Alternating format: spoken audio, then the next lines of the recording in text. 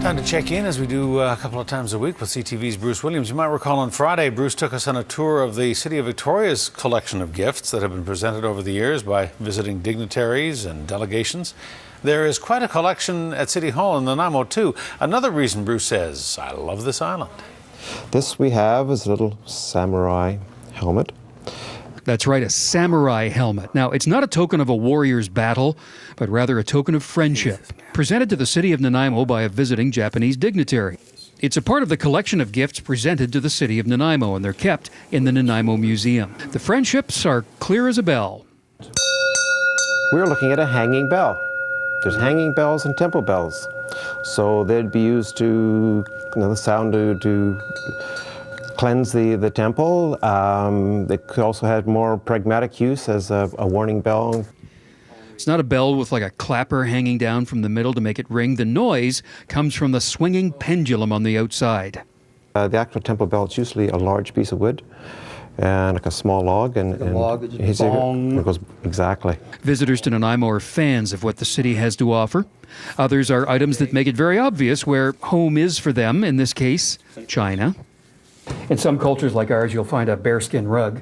This instead is a rug with bears on it. But tell me about this one. We have some frolicking pandas on this one. In the tradition of gift giving, of course, part of it is the wrapping of the gift. So one of these gifts is related to that. This is something you might even want to try at home.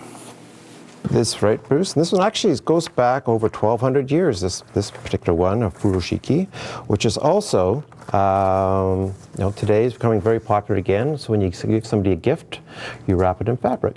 And in this case, if you did that, you would know that the furoshiki came from Itagawa, a ward of Tokyo, Japan.